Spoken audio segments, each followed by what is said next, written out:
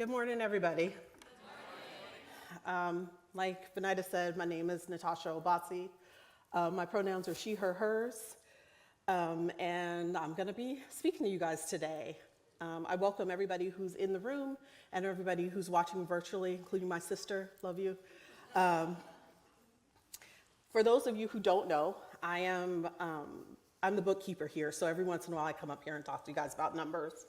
I'm also a member of the greeting team, so at times you'll see me out in the front saying hello when you come in. And I also run a small group, so if you are 35 and up and you want to be a part of our small group, you can always reach out to me. Hello to all of my fellow small groupers in the room. And last but not least, a couple of years ago, I became a Preaching Bootcamp alumni. Thanks. Today, I'm going to be continuing the These Bodies series, speaking on reclaiming our bodies. I might use some terms or make some comments that may be triggering to you. I ask that you practice self-care and do whatever you need in whatever form that may take to take care of yourself, okay? All right, so when I saw this sermon title, I was at the series planning. I saw this sermon title, I started laughing. And in the back of my head, I was thinking to myself, they don't have a name next to this. If they don't have a name next to this, they're gonna ask me to do it. I know they're gonna ask me to do it. I don't wanna do it, but I know they're gonna ask me to do it. And it's not the series, it's the sermon in particular. And the reason why is because, for those of you who don't know, I'm an image consultant. That's one of my many jobs that I hold outside of being a bookkeeper, which means I go around and talk to people about how they present to others. I help them build their wardrobes. I help them build their presence. I talk to them about colors and fit, and I spend all the time talking about people and their bodies and how they can make their bodies look and feel the way they want to. It's part of my job. So how do I do that up here without it sounding like a TED Talk? I talk about body positivity. I talk about inclusivity. I argue with people online. Haven't canceled anybody else yet, but I argue with people online. And so how do I do this? Well, maybe I can start by, I didn't always feel this way. I'm going to talk to you from the standpoint of someone who has lived all of their life as a plus size person. Now, we say plus size because, that's the new term that people use. My family members call me fat. I grew up knowing that I was a fat child and knowing that I was a fat adult. Now, this is my recollection of this story. I even have a story as how it happened, because in my family, there's always a story. I was born in June, in Gemini, in a hospital in Louisiana. I was supposedly the second smallest baby in the hospital. The rumor is that it's 4 pounds. We tried to find my birth certificate. I couldn't confirm it. My mom brought me home, and my grandmother, my mom's mom, was so worried that I was gonna die because I was so small that she dumped everything she could into me. Milk, vitamins, everything that she had heard, read, talked to get me to gain weight. So that by the next checkup, I was in the 110th percentile, weight-wise. And I've been fat ever since. As a young child, I remember asking people if my older sister and I were the same age, if we were twins. Now, my sister is 1.5 years older than me, but we were always either the same size or I was bigger. I think there's a picture of us, yes, of us up there. It's important to know that in my family, when I went to go visit, and especially in Louisiana, they would come to me and they'd say, "Oh, you're getting so fat." But they never meant it in a mean way.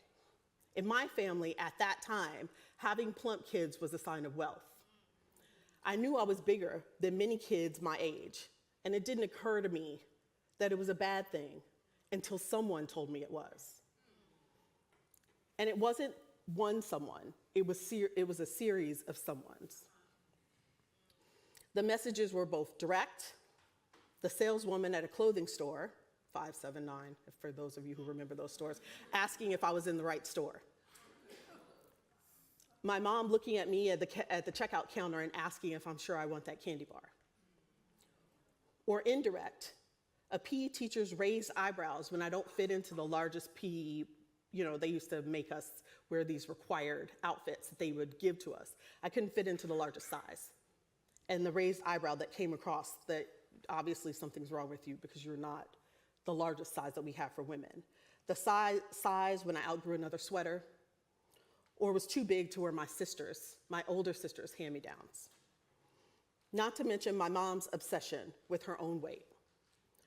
My mom was so worried about gaining weight that she had quit smoking, gained weight, started smoking again, because she said she'd rather be skinny and chance lung cancer than quit and be fat. So with all of these messages and comments, I could give you my own response to it today, because obviously I'm I don't care what you think mode now. But I thought, since it's a sermon, let's see what God has to say. I decided to approach this in two ways.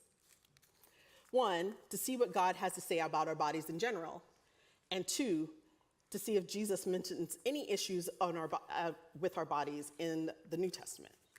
So I started with Genesis, since that was the beginning. And I'm going to read from Genesis chapter 1, verse 27.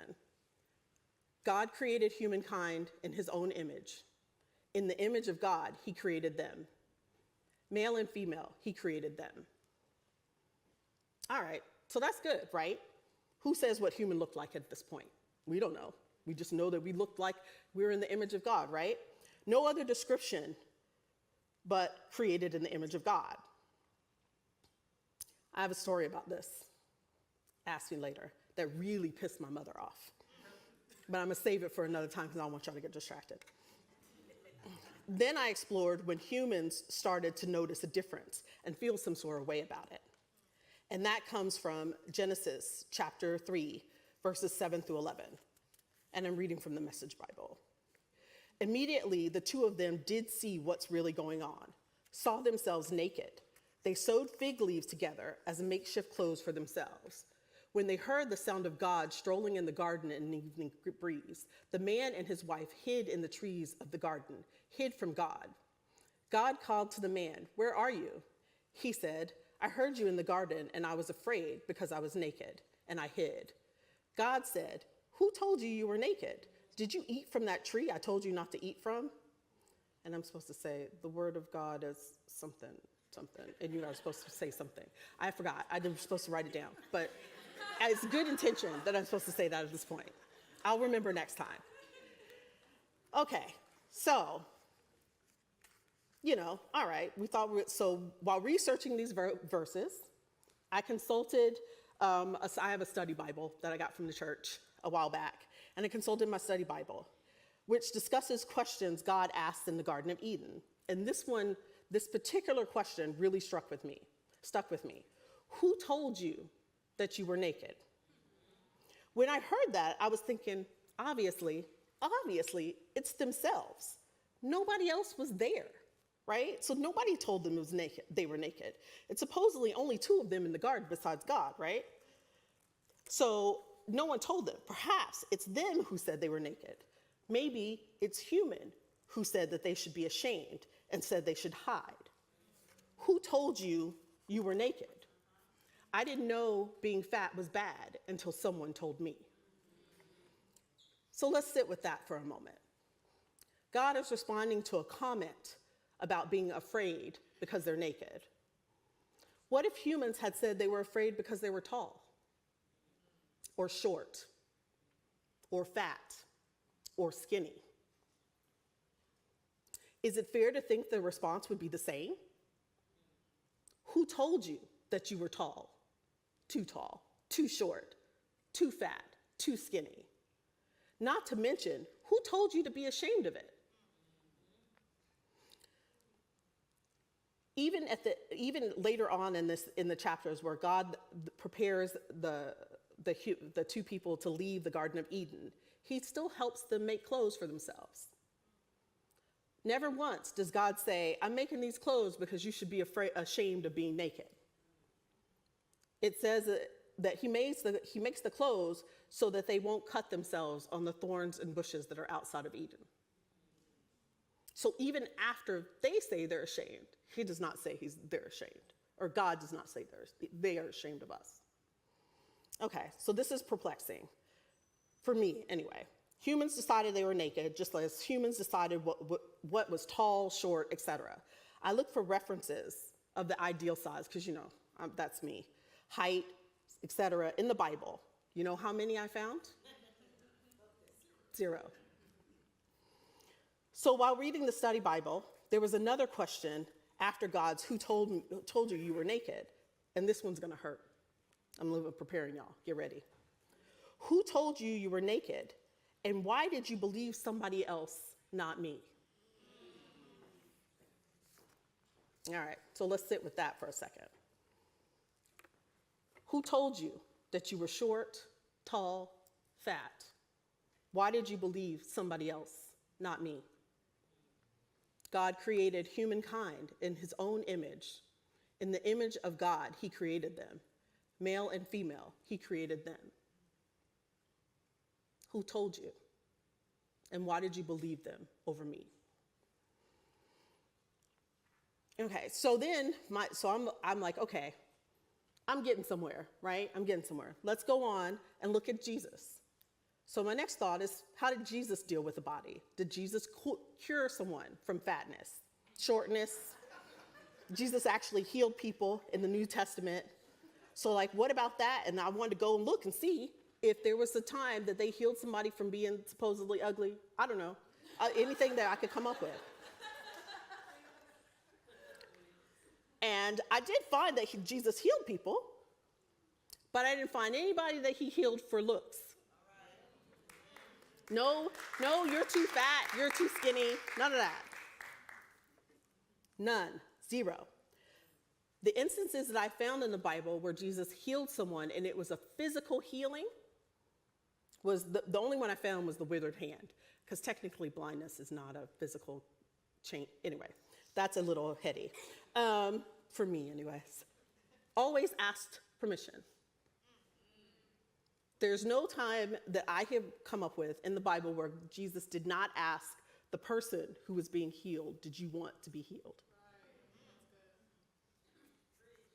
Could it be that there's no record of healing of fatness or shortness or tallness and no record of healing without permission because there was nothing wrong with the people to begin with? Why are there no instances of this in the Bible? It is when it is something we spend so much time obsessing over.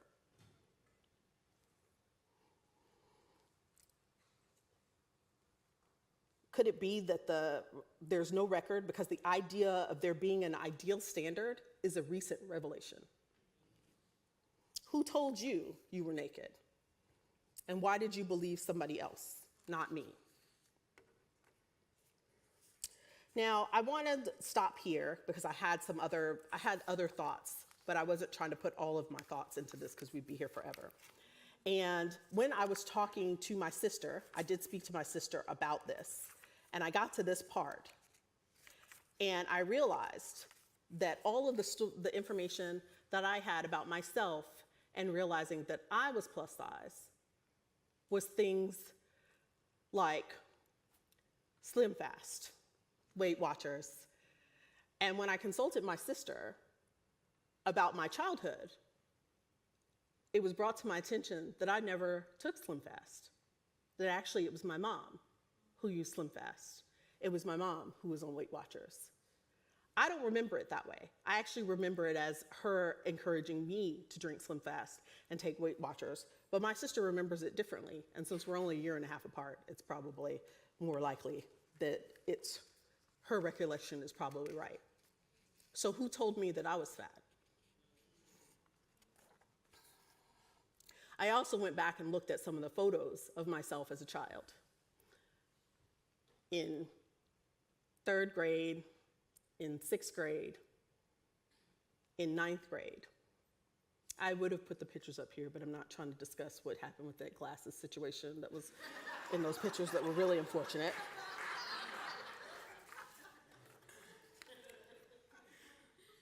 But one of the things that I noticed is that I actually did not appear to be plus size in any of those photos.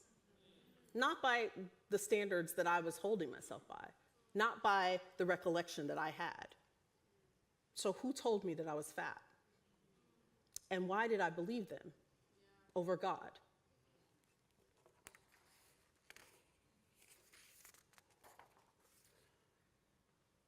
So, what does it mean to say, with all that being said, what does it mean?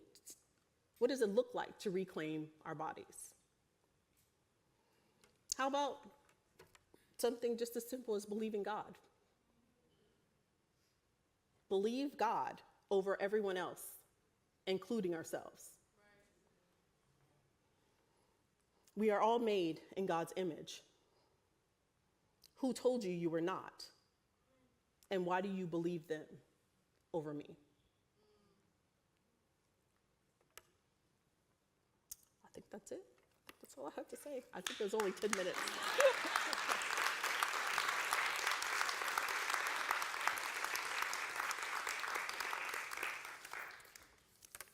Sorry if that's fast. I do talk fast, so they're gonna kill me later. No, we're okay? Yeah. Okay. I'm quick to the point, people. I don't do like flowery. So we're gonna move into a time of communion right now. I've actually talked about communion a couple of times before.